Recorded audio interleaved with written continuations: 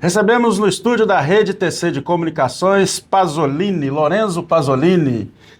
Ele que renunciou ao cargo de prefeito de Vitória no início desse mês para disputar as eleições deste ano. Cumpre uma série de agendas aqui no norte do estado. Vai falar um pouco com a gente sobre essas agendas. Seja bem-vindo mais uma vez à TC, Pasolini. Obrigado, Cláudio. Obrigado, telespectadores, internautas. Olha, um momento importante aqui, estamos caminhando pelo Espírito Santo.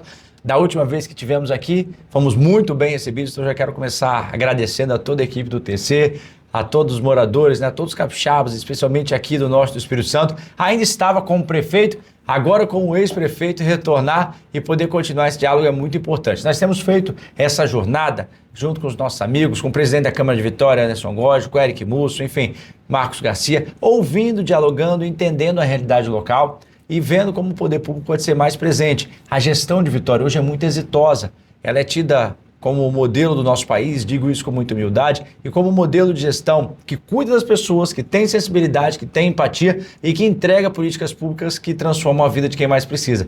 E é exatamente isso que nós viemos fazer aqui hoje. Caminhar, aprender também com São Mateus, com Linhares, com o norte do estado e buscar soluções para os desafios cotidianos. Nós sabemos que cada município, cada distrito tem a sua característica e nós respeitamos muito isso, mas nós queremos estender as mãos para os gestores locais, para os prefeitos, para os secretários, para nos colocarmos à disposição e juntos transformarmos tudo isso em políticas públicas e melhoria para o nosso povo. Essa energia, essa vitalidade precisa de fato ser pensada e planejada para que a vida dos capixabas melhore. Como eu havia dito na abertura, o senhor deixou a Prefeitura de Vitória para disputar as eleições deste ano, né? Existe uma especulação de que o senhor venha como candidato a governador. O próprio deputado Eric Musso, que o senhor citou agora, né, disse que está confirmando essa condição de que o senhor é candidato a governador. O senhor também disse, assim que deixou a Prefeitura, que existe um clamor popular. Hoje, o senhor já tem essa definição? Cláudio, o que mais importante é que nós estamos buscando soluções para melhorar a vida das pessoas. Então, a decisão de sair da prefeitura foi uma decisão muito madura, porque eu disse lá atrás, quando eu fui candidato à reeleição, que poderia não concluir o mandato se houvesse um pedido do Espírito Santo, das lideranças religiosas, das lideranças políticas, das lideranças comunitárias, né, de todos, para que esse modelo de Vitória fosse replicado nos 78 municípios. E foi isso que aconteceu. Então nós fomos amadurecendo essa ideia, conversando com a família, com os amigos, com todas essas lideranças empresariais, setor produtivo, agricultores, e nós entendemos que era o modelo então de construirmos juntos. O que nós temos hoje, nesse atual momento?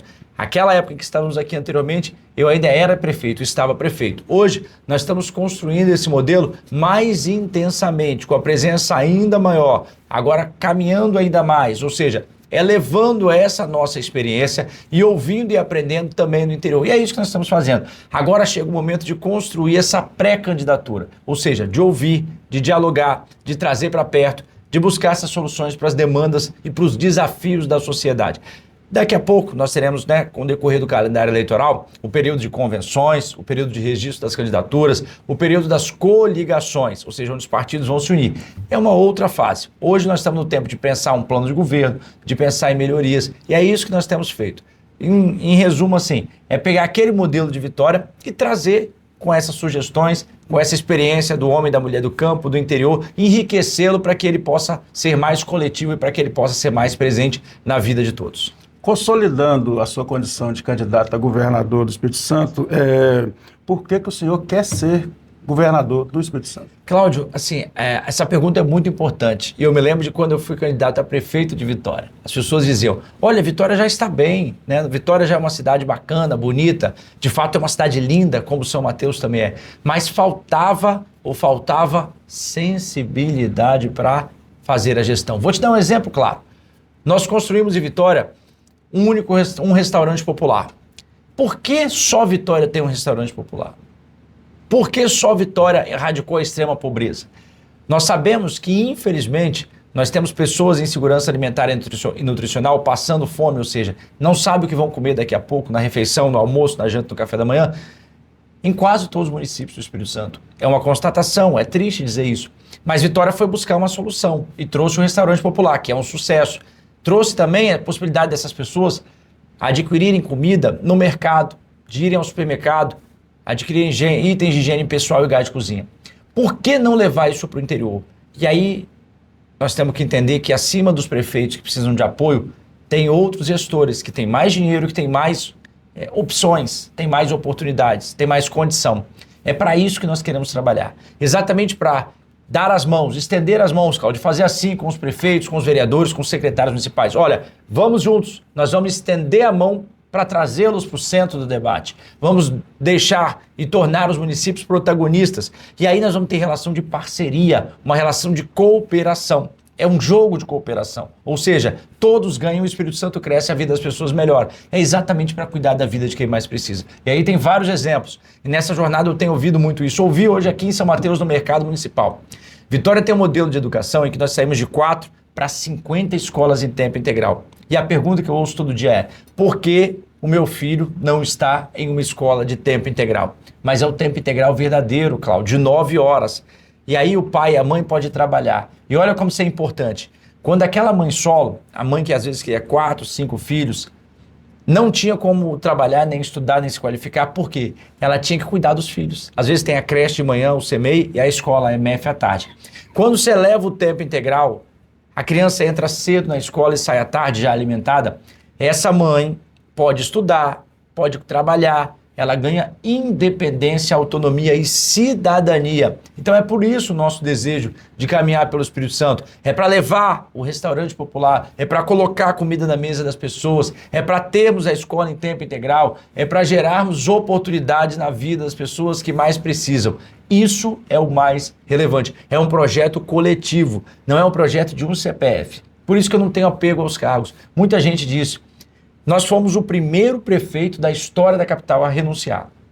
O primeiro prefeito da história da capital a sair antes da conclusão do mandato. Mas não saímos por causa de processo, não saímos por causa de decisão judicial, não saímos em razão de qualquer coisa, né, que talvez desabonasse a conduta. Muito pelo contrário. Saímos da prefeitura com as 2 mãos limpas do jeito que entramos. Mas saímos com o desejo de fazer mais. E foi o que estava no coração, esse sentimento dos capixabas que está dizendo, né? Olha, eu preciso de mais atenção, eu preciso de mais carinho, eu preciso de mais cuidado, eu preciso de mais políticas públicas. E o que eu ouço rotineiramente por onde eu passo, Cláudio e internautas: por que só Vitória tem? Outro exemplo: unidade de saúde aberta sábado, domingo e feriado. Não estou falando aqui de PA, nem de UPA, não é emergência e urgência. Estou falando da unidade básica de saúde, que a gente chama carinhosamente de postinho. Imagina isso, abre sábado, domingo e feriado diversos em Vitória. Então, você, trabalhador, trabalhadora, seu filho estuda, você trabalha durante a semana, aos sábados você pode ir ao posto de saúde, à unidade de saúde. Você conhece o nome do médico, você conhece o nome do enfermeiro, da enfermeira, do técnico de enfermagem, do auxiliar, da atendente, da recepcionista. Isso é atendimento humanizado. E aí você desafoga a urgência e a emergência. Outro exemplo: Vitória atendeu, tirou da fila 180 mil pessoas que estavam na fila das especialidades. Nós sabemos que especialidades é uma obrigação que não é da prefeitura, das prefeituras. E é verdade, a obrigação da prefeitura é só a unidade de saúde, atendimento básico, primário. Mas fizemos. Pessoas que estavam há quase 10 anos na fila. Porque nós temos carinho e sensibilidade. É por elas e para elas que nós estamos ouvindo e dialogando. Ou seja, para buscar soluções para tudo isso.